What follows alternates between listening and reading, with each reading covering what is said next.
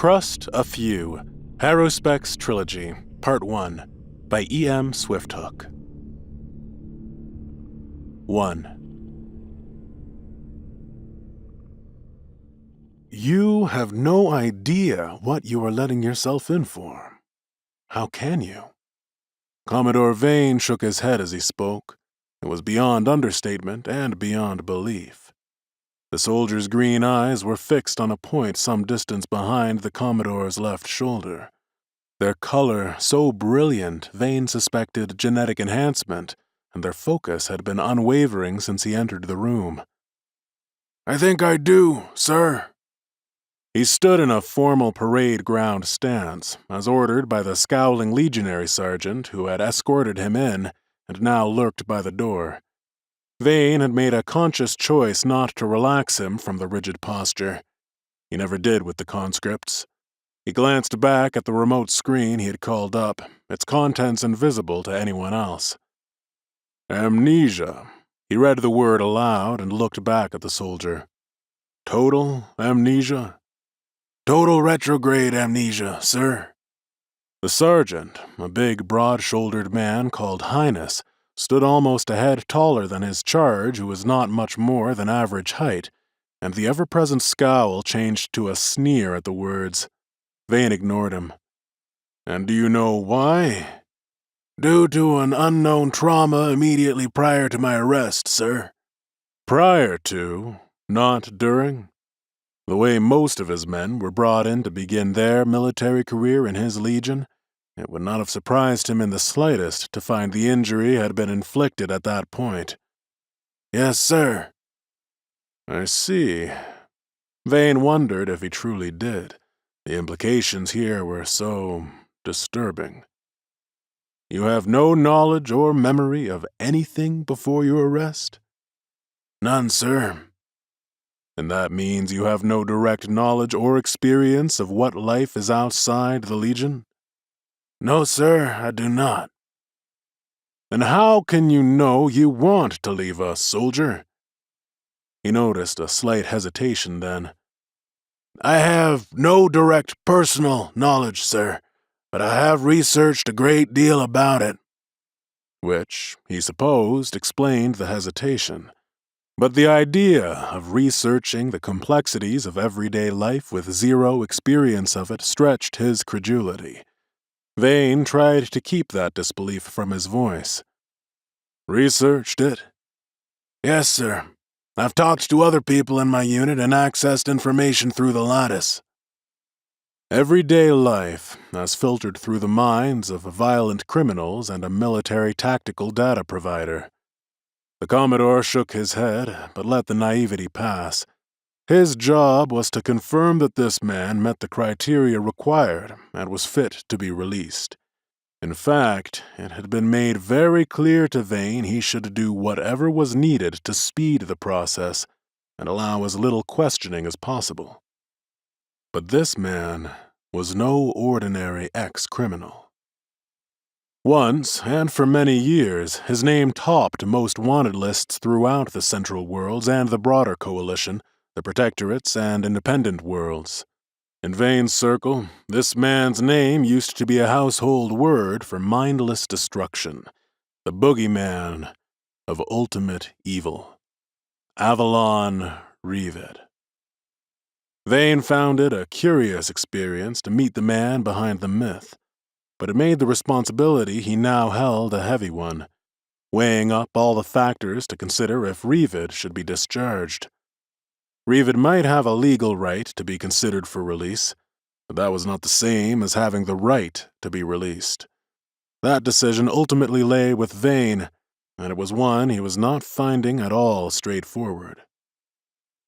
Well, you passed your orientation course without any problem, and have been declared no danger to civilians.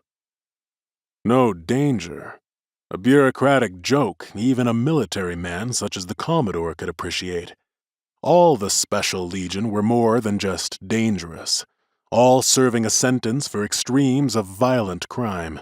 A sentence that included enforced invasive surgery, implants, and drugs to enhance their capabilities. The brutal training regimen and suicidal military missions were sweetened by the promise of freedom after 5 years' spotless service, a promise almost never fulfilled. In the 8 years he had spent co-opted as commander of the Special Legion, perhaps a dozen other men had stood before Vane for discharge approval. Of those, less than half walked out as free citizens. He was not willing to risk any of the monsters he commanded back onto the streets without a very high threshold of evidence to demonstrate they were indeed no danger to civilians. Vane nursed no illusions about the fate of those conscripted to serve under him. For the vast majority, joining the Specials meant nothing more than a deferred death sentence. His troops served with an average life expectancy of just under 2 years. Most died very quickly, either on active service or were killed in the grueling training. Others fell afoul of their own violent recreational activities or failed to sustain the psychological strength needed and committed suicide. Some died in brawls or were murdered by their comrades. Yet it remained a truism, whenever a dirty job needed doing anywhere in the Coalition's sphere of influence, the Specials were first on the ground, often ahead of the AI mechs. Vane took pride from that. He heard the troops did too. Ironically, it meant, to be standing here, this soldier could only be the toughest kind, a man who could survive and even thrive in such an environment. To date, those few up before him for release fell into one of 2 categories: those who were ruthless and brutal in pursuit of their self-preservation, and those who were high-functioning socially, surviving as much through their ability to engage with others as their own prowess. He thought of them as the lone wolves and the socialites. The ones he passed fit to leave were of the latter type. This man defied both categories. In any other circumstance, Vane would err on the side of caution and deny the discharge. It was what his every professional instinct told him he should do. But for some reason, he was being put under increasing pressure to go against those instincts. That thought made him glance across to where a hollow facade wall concealed a watcher from the other 2 men in the room. The reclined chair, slouched body, and movement of the head suggested listening to music or watching a show on a VR screen rather than focusing on the interview. But perhaps not, for fingers lifted in a brief acknowledgement. The Commodore ignored the wave and looked back to study his own screens, checking the notes he'd been given on Revid before returning attention to the man himself. "How do you feel about becoming a civilian?" The green eyes showed no expression. "I've been informed it can be very rewarding, sir. I see it as an opportunity to serve the community of the Coalition and the chance for my own self-development and personal fulfillment, sir." Lines from a manual. The last individual he cleared for release, which must have been over a year ago, said much the same. Words any ex-criminal would have engraved into their psyche before being passed fit to rejoin society. You were arrested for perpetrating numerous acts of terrorism against the Coalition. How do you feel about that now? From beyond the hollow facade, Vane noticed the lounging figure stir and pull the chair upright, leaning forward with sudden interest, staring a little to the side where, no doubt, screens were showing selected close-up angles and readings taken from the lattice. But from Vane's own perspective, there was little reaction to see. The soldier's face remained impassive as he spoke. "Although I acknowledge my guilt in many terrible crimes against humanity, due to my amnesia I have no memory of committing them. The Coalition is a just and compassionate association of free, democratic people. I cannot understand why I would ever have wished to commit such heinous acts." It sounded rehearsed, not at all the language of a rancor in the Legion, and Vane noticed a frown forming on the face of the observer as their fingers moved, recording notes. The Commodore, feeling himself as much observed in this as Revid, pressed the point. "Do you understand the nature of the crimes you committed?" "I do, sir." The burly Sergeant Highness, standing behind Rivas, had been glaring in silent protest for some time. Now he cleared his throat. Vane suppressed a momentary irritation and nodded his permission for the man to speak. "With respect, sir, this man has been wired to the lattice for the last 5 years. He has no real idea of what anything means except obeying orders and killing. He's just a killer," the sergeant said, spitting the word. "And all he did before his arrest were killing, so it's natural he'd see nothing wrong with it now. I don't care what the neurocologists say about it. I know this man, and that's the simple truth. That's why it's taken them so long to even consider clearing him for discharge, sir."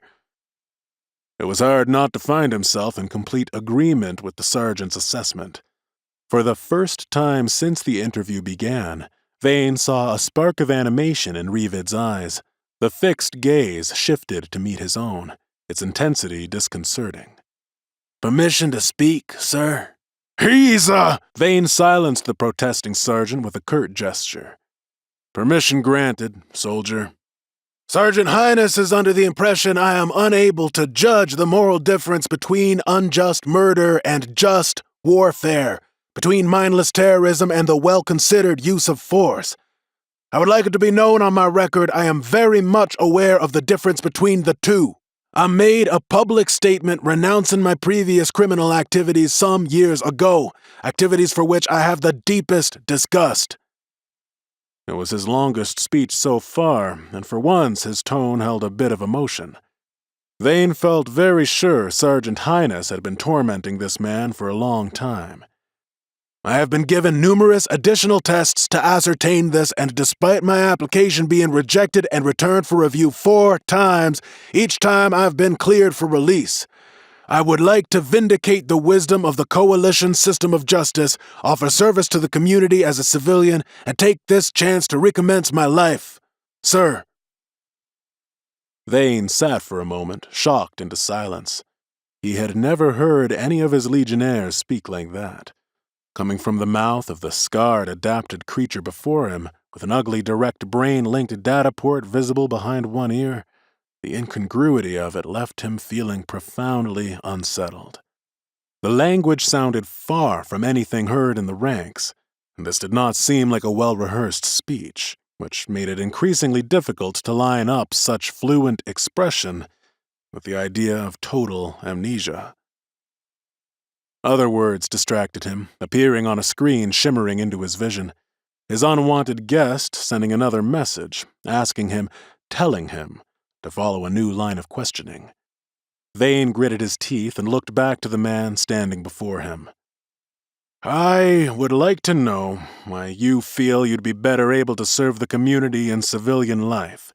You've been given the chance to remain in the military, but still express a preference against that.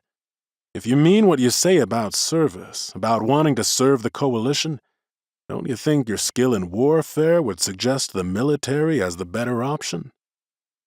The green eyes were steady now, holding his own in a gaze, direct enough to be taken as a challenge. He hoped it was not meant to be one. For an irrational moment, Vane wondered if the man somehow guessed this question came from a different source. "I want to try civilian life. I've never known any other life than the Legion, sir." Exactly. And many people might say that is an excellent reason for remaining with us, albeit in a less rigorous capacity. What would you say to them? "I do not think many people have lost their entire life history and woken to find themselves paying for crimes they cannot even recall. I'd like to experience what those many people would consider a normal, productive life, as I have not yet had the chance to do so, sir." More words flashed up. At the back of the room, the observers still watched. Vane could feel the pressure of their expectation. He suppressed a sigh and read his auto-cue. "Have you thought about your own safety? Your terrorist colleagues will not have taken kindly to your public denunciations. Not all the friends and relatives of your victims are law-abiding citizens. You are not entitled to any protection in civilian life, and the coalition won't guarantee your safety once you've been discharged." A good question, and one Vane realized he should have considered asking himself. The issue of safety, in the case of this man, and very much two-way. For a moment, he thought he saw Revid's lips curve with irony, but before he could be sure, the blank mask resumed. I understand I will be on my own, and am prepared to accept the risk. I do not consider it to be in excess of the risk I have faced every day of my conscious life so far in active service, sir. Which was hard to deny. Beside him, Sergeant Highness shifted his stance again, unimpressed and wanting to comment. Vane ignored him. He could guess what Highness wanted to contribute, and besides, more questions were appearing on one of his screens.